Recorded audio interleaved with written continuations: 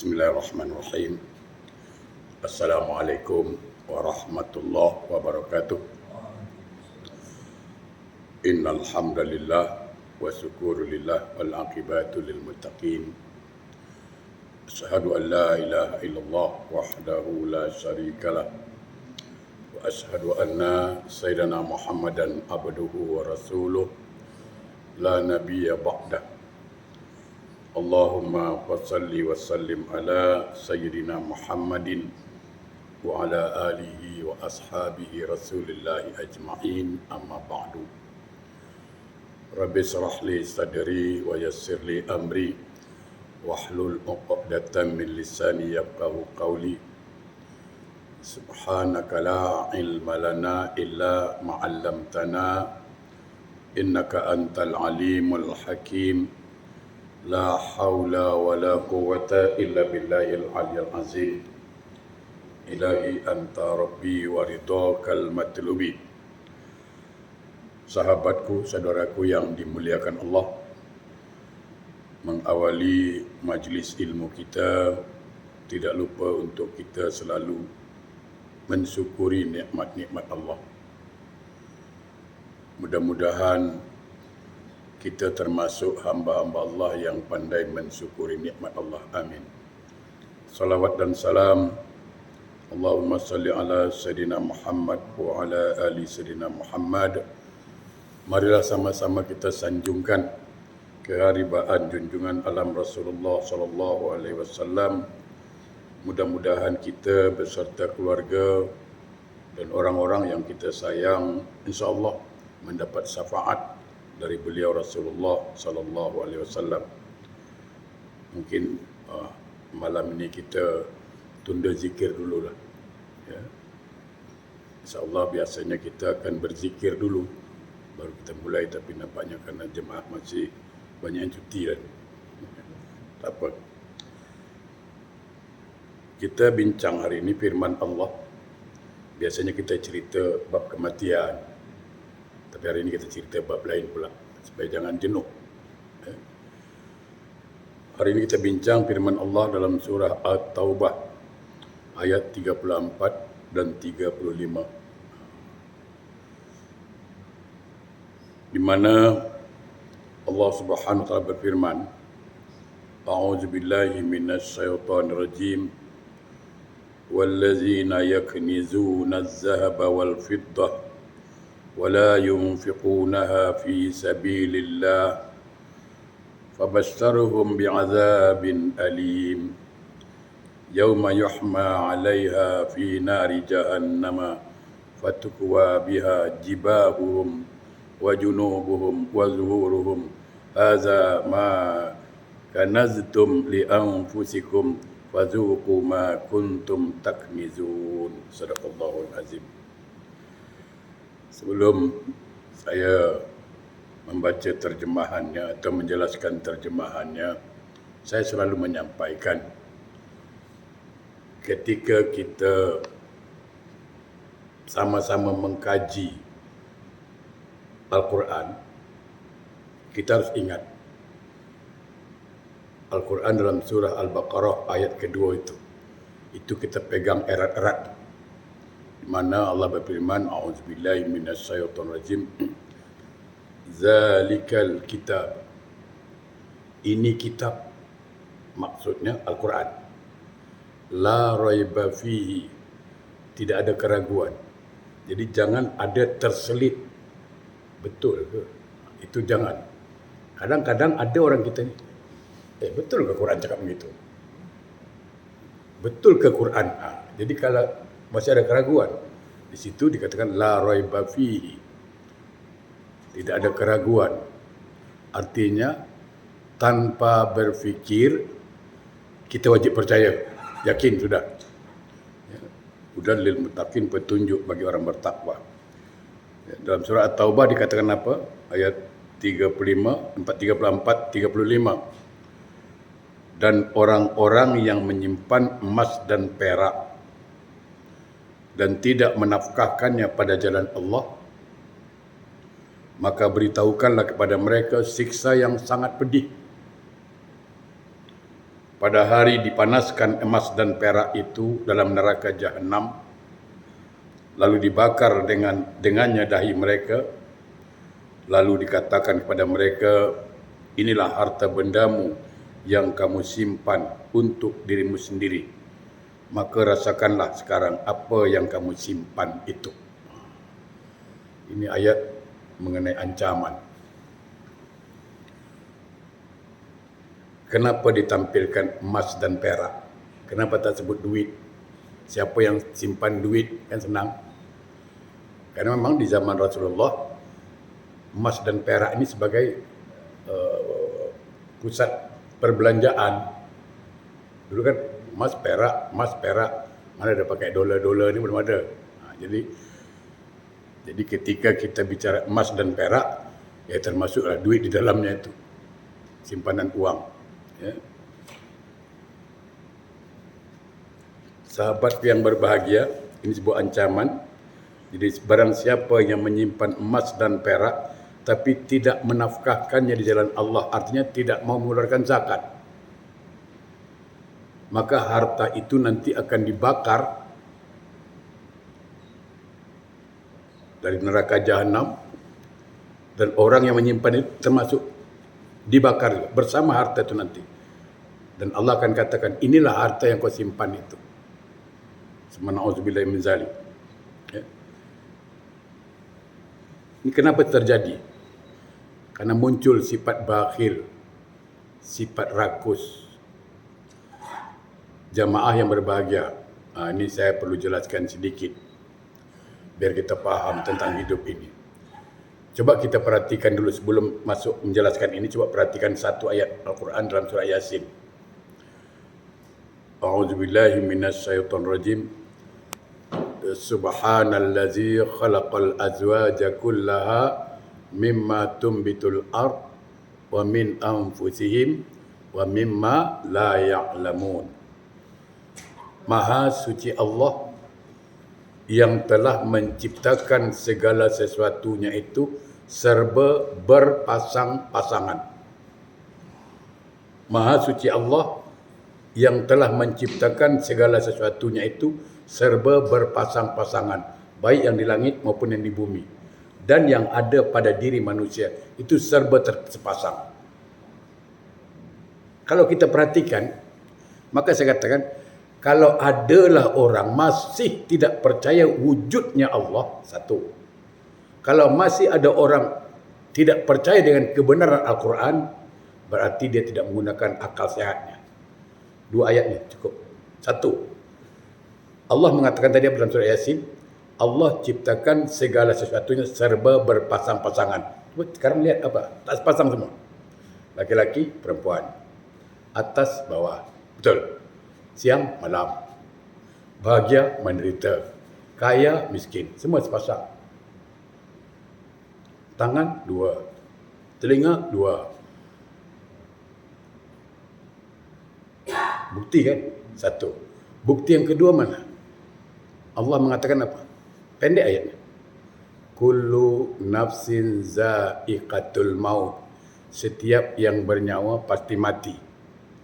Ada tak orang yang tak mati? Coba tunjuk. Sehebat apapun ilmu kedokteran, dokter spesial sakit jantung, endingnya dia mati pun heart attack. Ya kan? Ada tak dokter spesial jantung mati kena sakit jantung?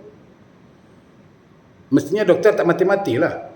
Dia boleh sembuhkan orang tu. Tapi kenyataannya mati. Cukup. Jangan ayat Quran tu banyak, 6,000 lebih. 6,000 lebih ayat Quran. Dua ni cukup dulu. Kalau mau direnungkan, tak ada alasan untuk menolak Al-Quran. Tak ada alasan untuk menolak wujudnya Allah. Nah, tadi Allah mengatakan apa dalam surah Yasin? Allah menciptakan segala sesuatunya serba berpasang-pasangan. Nah, Allah ciptakan kaya, Allah ciptakan miskin. Itu dia. Okey. Sekarang kita manusia. Ada kaya, ada miskin. Maka jangan sekali-sekali cakap, siapa suruh kau miskin? Ini kadang-kadang mulut celupa. Siapa suruh kau miskin? Saya mau tanya, siapa orang mau miskin? Memang miskin itu ciptaan Allah. Ada orang miskin memang mau miskin, ada juga. Ya kan? Ada orang memang mau miskin, dia berjudi terus tu nak miskin lah, tu dan cerita. Yang kita maksud miskin yang memang takdir. Jangan cerita dia kaya tapi sekarang miskin ustaz. Itu kerana dia berjudi, itu lain cerita, itu menantang takdir. Sekarang macam mana sikap kita menghadapinya? Bukankah Quran mengatakan wa nabluukum bis-syarri wal khairi fitnah?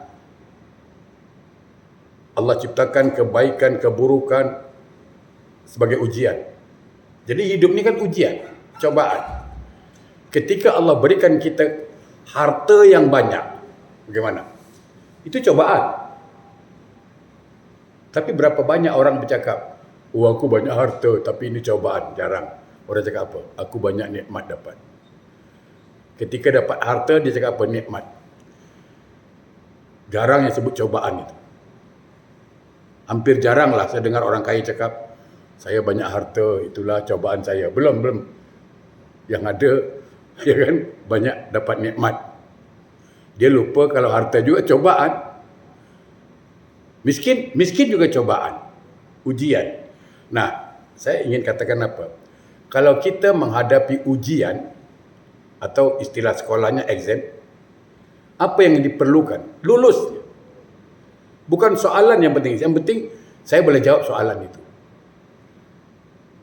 Kan yang penting boleh jawab soalan, yang penting lulus. Nah sekarang gini, ketika Allah menciptakan kita, menjadikan kita orang kaya, itu kan ujiannya. Jawabannya apa? Syukur. Lulus. Kalau ada orang kaya tidak bersyukur jadi orang kaya, itu tidak lulus. Allah ciptakan dia orang miskin. Cobaan. Jawabannya sabar. Kalau orang miskin, Allah jadikan dia miskin lalu sabar, lulus dia. Nah kalau orang miskin tak penyabar, pemarah, darah tinggi, sikit-sikit meradang, mengeluh, tak sabar. Nah, okey, satu dulu kita bahas. Ketika Allah menjadikan dia orang kaya, maka tugasnya bersyukur. Nah, yang kita nak fokus, bagaimana syukur yang sebenarnya. Kadang-kadang kan orang, Alhamdulillah, syukur. Alhamdulillah, syukur. Tapi kedekutnya pun Masya Allah. Alhamdulillahnya lancar, kedekutnya pun lancar. Itu masalah juga kan. Alhamdulillah, berbuih mulutnya.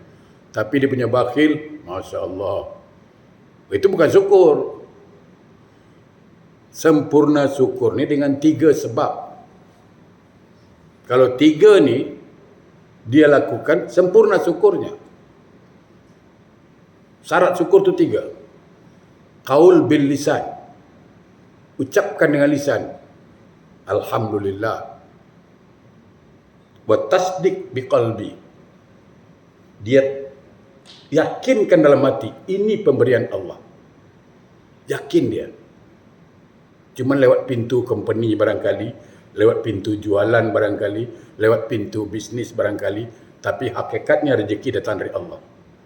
Cuma lalu pintu mana, itu bukan kita punya urusan. Mungkin lewat kerja, tapi itu pasti datang dari Allah, dia yakin. Lalu, wa amala bil arkan, diamalkan dengan anggota badan, baru syukurnya betul. Jadi Alhamdulillah, diucapkan, hati meyakini ini pemberian Allah, lalu diamalkan. Ketika dia cukup nisab haulnya, dia keluarkan zakat. Itu amalan. Ada panggilan haji, dia pergi haji. Rezeki lebih, dia bersedekah. Itu baru sempurna syukurnya. Kalau Alhamdulillah, Alhamdulillah saja,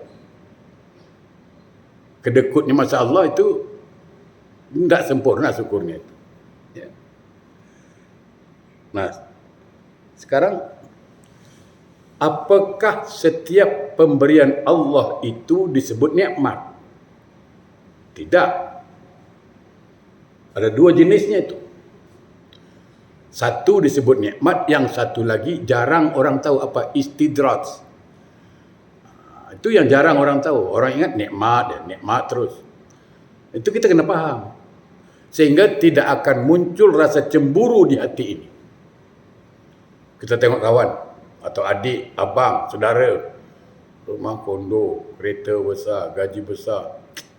Walaupun dia tak solat tau, tapi hidup dia mewah lah. Aku yang solat pergi masjid, Alim Siddiq setiap Ahad ngaji, hidup cukup-cukup makan aja. Kadang-kadang makan pun tak cukup. Heran lah. Allah boleh baik sama dia pula. Tu kadang-kadang muncul. Tapi kalau kita faham, kita bangga. Bangga dengan pemberian Allah. Jadi begini, yang dikatakan nikmat, saya ulang balik, yang dikatakan nikmat ialah sesuatu pemberian Allah, kita syukuri, lalu kita manfaatkan ke jalan yang Allah ridha. Sehingga pemberian Allah itu mendekatkan kita pada surga. Itu nikmat.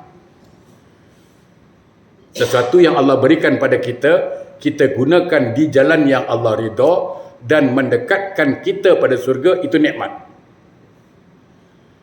Tetapi kalau sesuatu yang Allah berikan kepada kita, kita gunakan ke jalan maksiat, bukan ke jalan yang Allah ridha, ke jalan yang Allah murkai, dia gunakan di situ.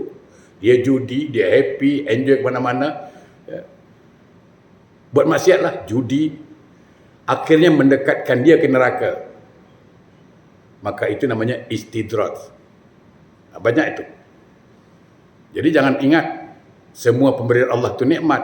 Bukan. Istidraj itu apa? Azab yang tertunda. Itu kan dalam Quran tu, perhatikan betul-betul ayatnya. A'udzubillahi minasyaitonirrajim. La in syakartum la azidannakum. Kalau engkau bersyukur, kata Allah, nanti aku tambah. Ujungnya ada wala in kafartum. Itu ujungnya. Kalau engkau engkar, kalau engkau kufur, inna azabi la syadid. Sesungguhnya azabku sangat pedih. Tunggu, azabku sangat pedih. Tunggu, bukan sekarang. Mungkin dalam kubur. Bukan sekarang. Nantilah, brother. Kalau sekarang belum. Allah kata tunggulah, azabku sangat pedih. Kan suruh tunggu. Bukan sekarang. Ya. Baik. Bersumber dari Abu Hurairah radhiyallahu an bahwa Nabi SAW bersabda, barang siapa dikaruniai harta oleh Allah sedang dia tidak menunaikan zakatnya, ya, man atahu Allahu malan walam yuadda zakatahu, barang siapa dikurniai harta oleh Allah sedang dia tidak menunaikan zakatnya, maka harta itu nanti dijelmakan pada hari kiamat sebagai ular tak ada rambut botak. Harta yang disimpan akan dijelmakan ular, yaitu ular yang tidak berambut kepadanya, ya. Rambutnya terkupas maksudnya. Kenapa? Karena banyak bisa. Karena banyak bisanya sampai rambut ular itu terkupas. Dan ular itu mempunyai 2 tanda hitam di atas 2 matanya. Ular itu dikalungkan sedemikian rupa pada leher orang yang menyimpan harta itu. Na'udzubillah. Lalu menyiksanya dengan siksaan yang berat. Seraya berkata, ya, ana malukal ladzi kanaztahu fid dunya walam tuaddu zakatahu. Akulah hartamu yang telah engkau perbesar di dunia sedang kamu tidak mau mengeluarkan zakat. Jadi sekali lagi sahabatku, bagi kita yang Allah berikan rezeki lebih, cukup nisabnya. Kalau nak pakai haul boleh, waktu setahun, ada orang tak pakai waktu, cukup nisabnya 6,000 sekarang kan, keluarkan zakat. Kalau emas berapa? 83 gram. Keluarkan zakatnya. Jangan fikir lagi. Dalam Al-Quran, dalam demikian sebagian firman Allah, dalam dikatakan apa? Sekali-kali janganlah orang-orang yang bakhil dengan harta yang Allah berikan kepada mereka dari karunia-Nya, menyangka bahwa kebakilan itu baik bagi mereka. Sebenarnya kebakilan itu buruk bagi mereka. Harta mereka bakilkan itu akan dikalungkan kelak di lehernya di hari kiamat. Subhanallah min zalik. Dalam kitab Miskat, ya.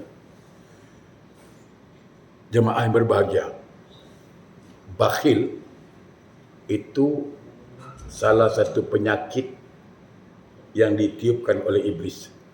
Sifat bakhil. Saya teringat di dalam kitab Wasiatul Mustafa, itu Rasulullah berpesan kepada Sayyidina Ali radhiyallahu an. Ali, ada tulisan di pintu surga. Dikatakan apa? Anti muharramatun min kulli bakhil. Pintu surga tertulis, aku diharamkan masuk oleh semua orang yang bakhil. Jadi, saudaraku, sahabatku, walaupun hitam keningnya sujud, walaupun 17 putus tasbih satu hari dia baca, walaupun dia banyak hafal hadis, banyak hafal Quran, pakai jubah ke mana-mana, pakai siwak ke mana-mana, tapi kalau dia bakhil, surga pun tak terima dia. Hati-hati itu. Apa kata Nabi dalam kitab Wasiatul Mustafa? Al-bakhilun ba'idun minallah. Orang yang bakhil itu jauh dari Allah. Maksudnya jauh dari rahmat Allah. Ba'idun minan nas. Dia jauh dari manusia. Mana ada orang suka dengan orang bakhil? Tuan Haji kalau punya menantu bakhil, tengok macam mana. Orang tanya, macam mana Ji menantu sekarang? Mulai tu. Tangkai jering . Dia punya kedekut, bukan pakai kedekut, huruf qaf qalqalah dah. Ada tak tu. Kalau kedekut mungkin biasa, ni dah pakai huruf qalqalah tu. Parah itu dah. Dia punya ada tak. Mana orang suka? Al-bakhil ba'idu minal jannah, dia jauh dari surga, qaribu minan nar, tapi dekat dengan neraka. Itu orang bakhil. Dan apa kaitannya dengan solat? Ini dia. Perhatikan, Ibnu Abbas mengatakan apa dalam kitab tafsirnya? Ada 3 ayat Al-Quran yang turunnya bergandeng. Perintah bergandeng, tak boleh pisah. Maksudnya kalau satu dikerjakan, yang satu ditinggalkan tak boleh. Dua-dua mesti buat. Ada 3 ayat perintah. 1, ati'ullah wa ati'ur rasul. Ati'ullah, taat pada Allah, wa ati'ur rasul, taat pada rasul. Itu pasti dibuat dua-dua. Kalau ada orang taat dengan Allah tapi tak taat pada rasul, ditolak ketaatan itu. Atau orang taat dengan Rasul, kemana-mana berjubah, kemana-mana buat siwak, tapi solat tidak. Itu pun ditolak. Yang kedua, anis kurli wali walidaika. Bersyukur padaku, kata Allah, dan bersyukur pada kedua orang tuamu. Kalau ada anak bersyukur pada Allah, taat pada Allah, tapi tidak bersyukur pada orang tua, tidak taat pada orang tua, maka taatnya ditolak. Atau sebaliknya, sama orang tua baik. Baik betul. Apa minta orang tua dikasih. Tapi dengan Allah membantah. Solat tak mau pun tak jadi.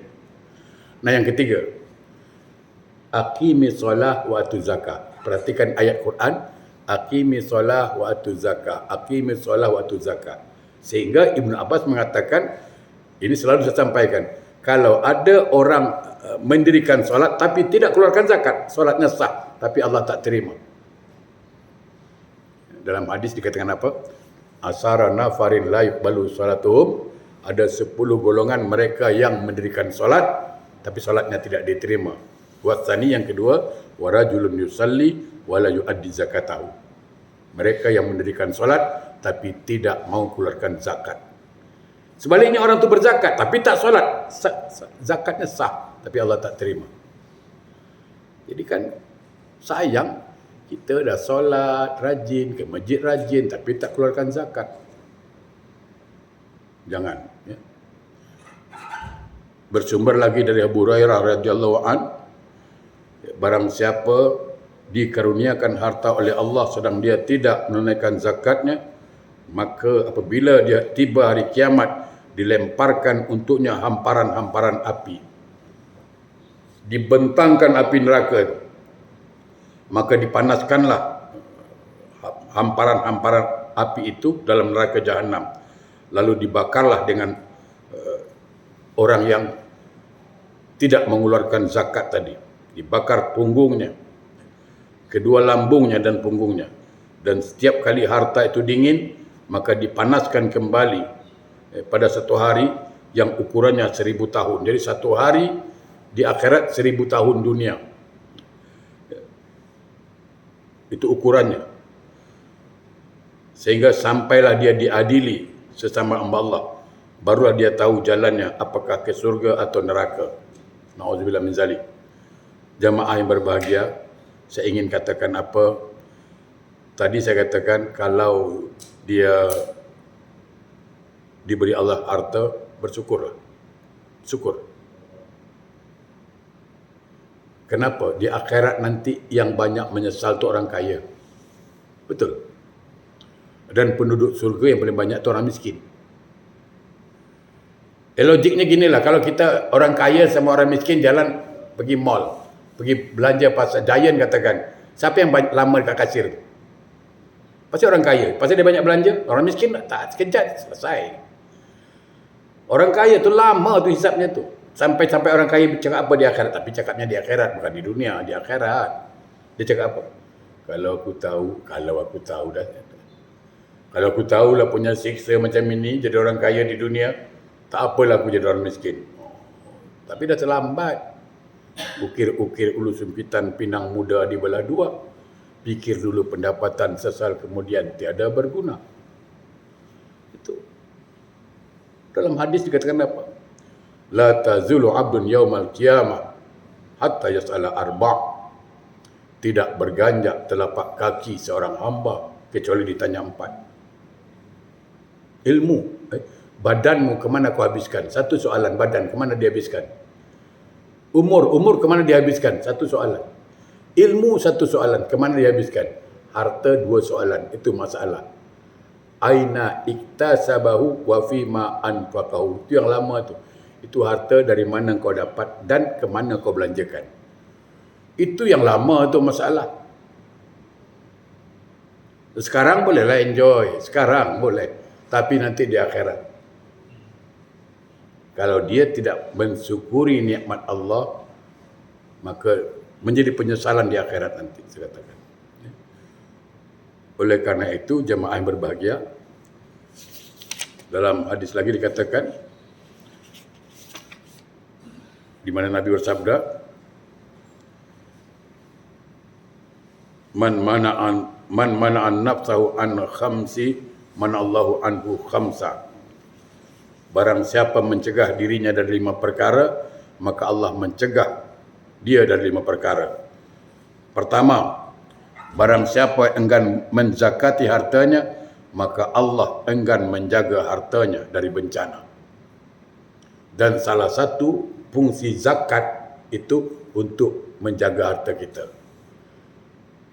Maka jangan heran, orang yang tidak mau keluarkan zakat selalunya dapat musibah di akhir tua. Ini satu contoh je, contoh mudah je. Walaupun ni joke, tapi perhatikan betul-betul. Katalah tuan haji ni kaya. Duit ada 5 juta Singapura, bukan 5 juta Indonesia, 5 juta Singapura.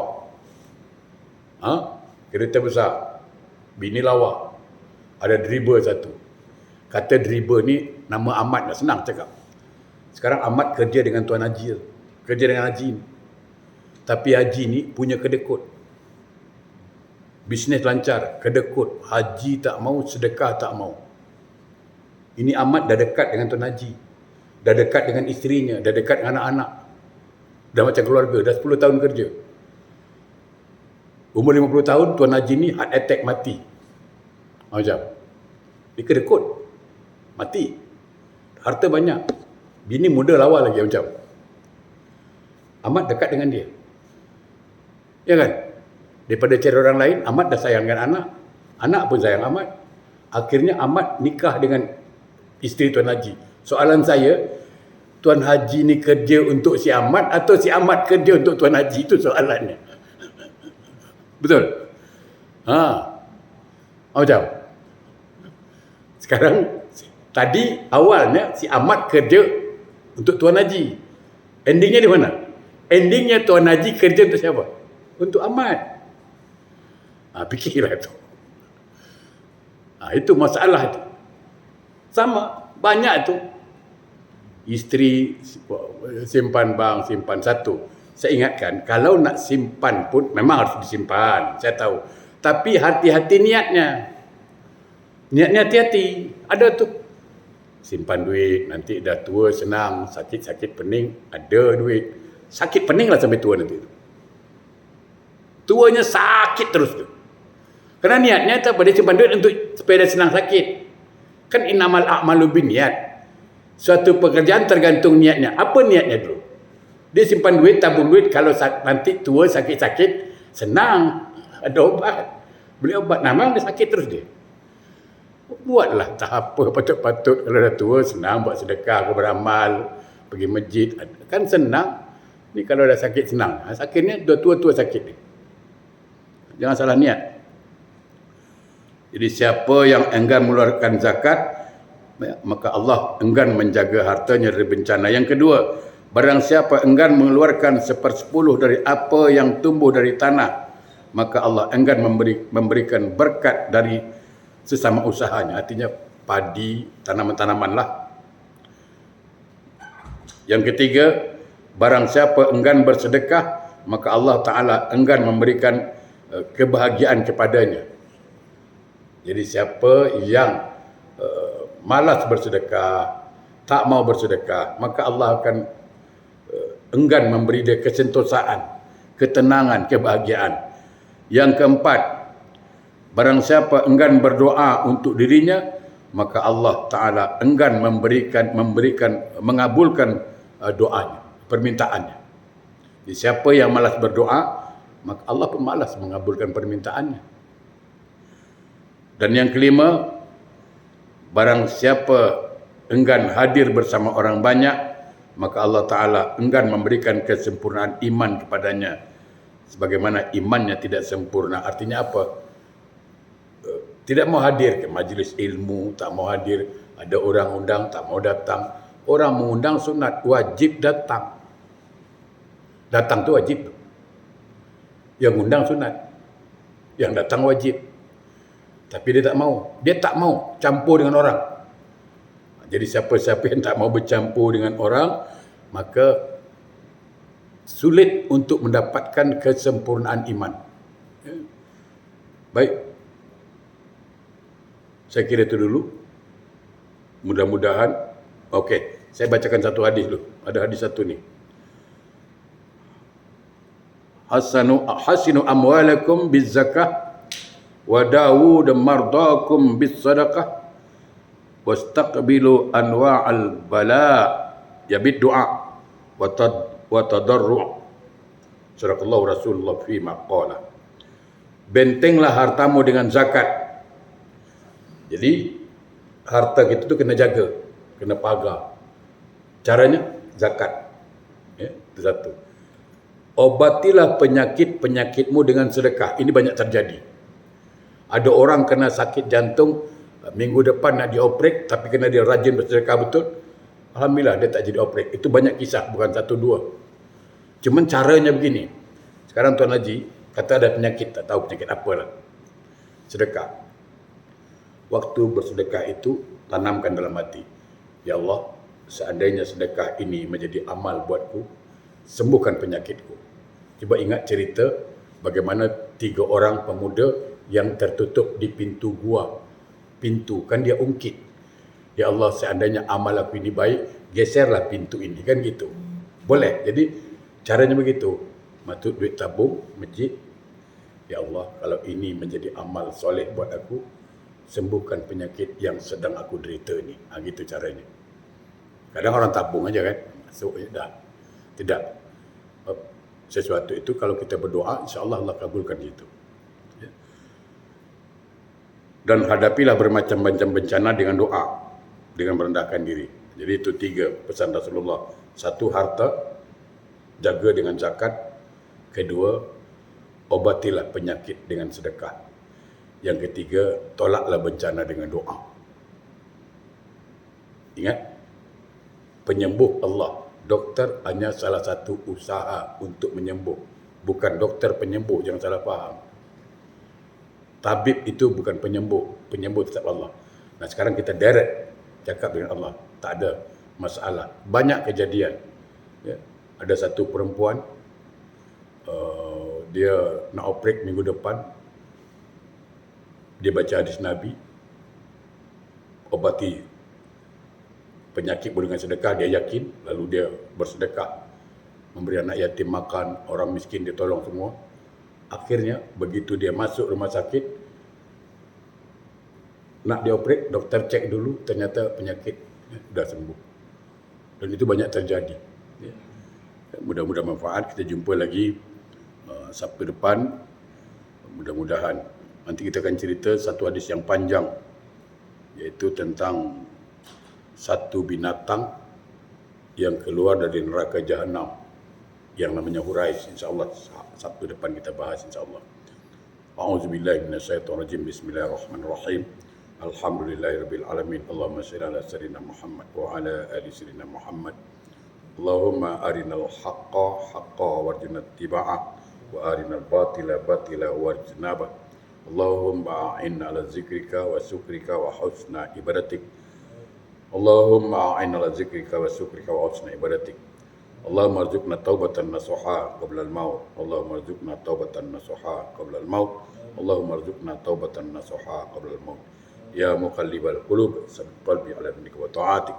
Rabbana atina fid dunya hasanah wa fil akhirati hasanah wa qina adzabannar. Walhamdulillah. Assalamualaikum warahmatullahi wabarakatuh.